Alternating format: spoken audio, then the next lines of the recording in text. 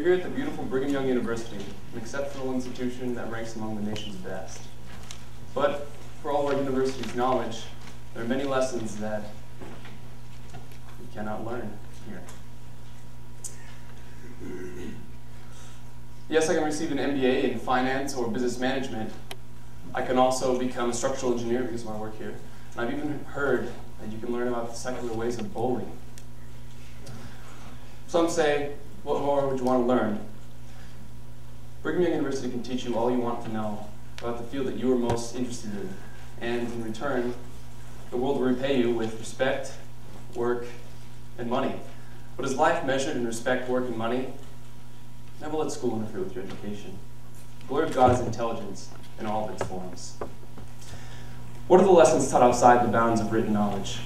What does Twain mean by school interfering with your education? Brigham Young University can teach you what has been found and written down. Lessons that can be learned by groups of students, 500 or more, because it is meant to mean the same thing to every student. Schlembech's 10 principles of economics. E equals mc squared. The mitral valve always directs blood into the left ventricle. These are lessons that any BYU student can learn.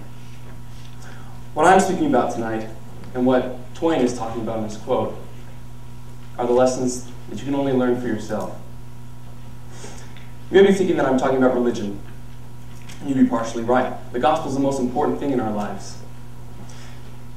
We can learn all we need from it.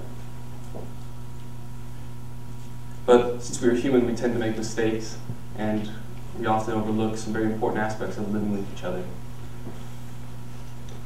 I've lived now in Provo for 15 years, and I've loved it.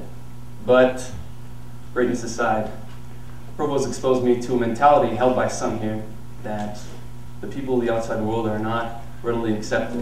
Those of you from out of state or out of the country might understand what I'm talking about. There are those here in Provo that were born here, live here, and die here, never knowing the wonderful lessons that the cultures and people of the world have to give.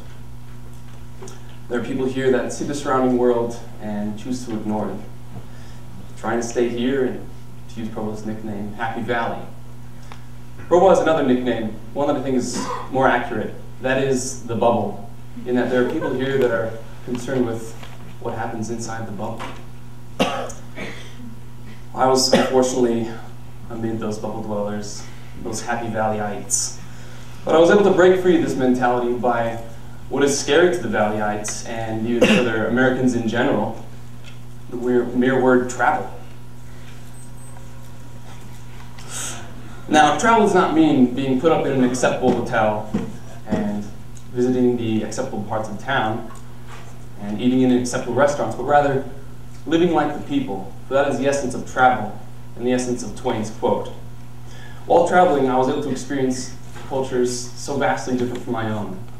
What I previously thought was wrong or unusual was actually quite normal to people, such as washing your clothes in a river, using a motorized scooter as a 6-passenger vehicle on the freeway, or throngs of naked children running around the jungle. To say the least, my bubble burst, and my openness to outside cultures began to grow. From the Aussies in Australia, to the Creole Belize, the Tibetans of the Himalayas, to the Karen tribe of the Thai Highlands, I found lessons from all. I found that they will let you jump off anything in New Zealand. I found that I must be careful when I'm smelling food vendors in Hong Kong. I found that seals, tigers, and sea turtles have a nasty bite. I found that I must never walk barefoot on coral. I found that I should be careful what I touch in New Delhi. I found that I should never keep cash in my suitcase. I found that Argentine ice cream is the best in the world. I found that the cheapest meal in Castel Sardo was a margarita pizza. I found that a smile can make a day that much better. I found that love is a universal language. I found that we are all very different, but God loves us the same, for we are all His children, no matter what race, creed, or color. I found who God wanted me to be. Ladies and gentlemen, there's a great wide world out there, one full of mystery and excitement. I implore each one of you, everyone in this theater, to find an opportunity to travel and live like a local, whether it's in Billings, Montana, or Reykjavik, Iceland. Since I started with Twain, I'd best end with Twain. 20 years from now, you'll be more disappointed by the things that you didn't do than by the things you did do. So, throw off the bowlines. Sail out of the safe harbor. Catch the trade winds in your sails. Explore, dream, discover. In other words, learn. Thank you.